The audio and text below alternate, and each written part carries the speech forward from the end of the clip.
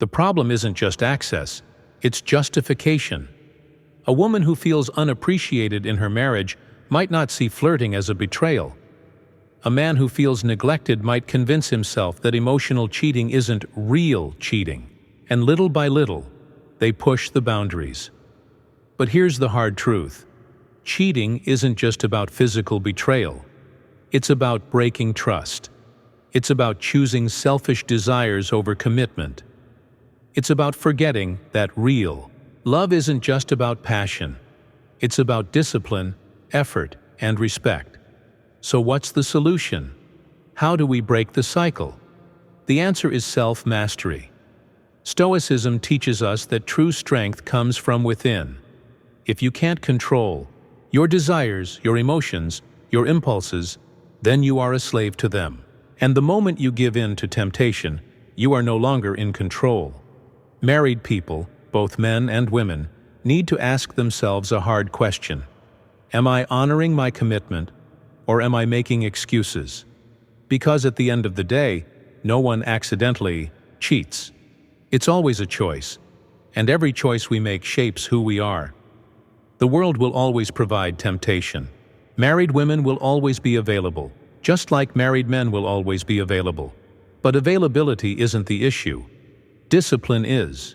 If you want a strong marriage, if you want to be the kind of person who honors their commitments, then you have to stop looking at what's easy and start focusing on what's right. And that's where Stoicism comes in. Because a person who lives with integrity, who masters their impulses, who understands the value of loyalty, that person won't be shaken by temptation. That person won't risk their marriage for a fleeting moment of pleasure. So the real question isn't why married women are so available. The real question is, why are so many people so weak? If this hit home, if you've seen this play out in your own life, then it's time to rethink how we approach relationships, commitment, and self-control. Because in the end, true strength isn't found in giving in. It's found in standing firm. Until next time, stay disciplined. Guys, cheating, infidelity, betrayal. These words carry weight, don't they? They hit deep because they represent something primal, something we all understand on some level. And yet in today's world, stepping outside a relationship has almost become normal, expected even. But why? What changed? Why does it feel like relationships today are more fragile than ever? And what role does the easy availability of married women play in this? This isn't just about morality. This is about human nature, about temptation, about the way modern relationships are shaped by social media, dating apps, and the culture of instant gratification. Today, we're diving deep into the uncomfortable truth about why cheating is so frequent, and how it connects to something much bigger than just individual choices. Think about it. In the past, marriage was seen as sacred, a lifelong commitment. Of course, people still cheated. Infidelity has always existed. But it wasn't this easy. It wasn't this accessible. Now, it's just a few clicks away. A private message, a seemingly innocent, "Hey, how have you been?" And just like that, the line between loyalty and betrayal blurs. Let's be real. Temptation isn't new. What's new is how easily people can act on it.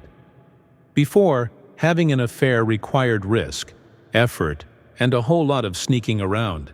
Today, there are entire apps designed to help married people cheat. Think about that for a second. There is literally a market for infidelity. And it's not just men looking for affairs. Women, too, are stepping outside their marriages more than ever before. And why? Because options are everywhere. Because the modern world encourages self-fulfillment over commitment. Because loyalty isn't as romanticized as personal happiness anymore. Now, before anyone gets defensive, let's be clear. This isn't about blaming married women or excusing unfaithful men. This is about understanding a deeper issue: how access, opportunity, and culture shape behavior. Stoicism teaches us that external circumstances don't control us. Our reactions do. So why are so many people failing this test? Why are so many people choosing temporary pleasure over lasting commitment? It's because discipline is rare, because self-control is undervalued, because people convince themselves that a little secret won't hurt anyone. But here's the truth. It always does. The moment someone steps outside their marriage, something shifts. Trust erodes, even if the affair is never discovered. The cheater knows. And that knowledge changes them. It affects the way they see their spouse, the way they interact, the way they carry themselves. They start to justify things. They start to disconnect. And here's where it gets even more complicated. Once someone cheats and gets away with it, the guilt fades. The fear of consequences? It lessens. And suddenly, it's not a one-time mistake. It's a pattern. Now let's talk about married women specifically. Why are they more available now than ever before? The answer is uncomfortable, but we have to face it. Society has changed. Women today have more financial independence, more social freedom, and more opportunities to meet new people, especially online. This isn't a bad thing, but it does mean that boundaries are constantly being tested. In the past, a woman's social circle was small. Her co-workers, her family friends, maybe a few acquaintances. Now, she can connect with an old flame from college, a gym trainer, a co-worker from another department, all within seconds. And if she's feeling unfulfilled in her marriage, those digital doors are wide open.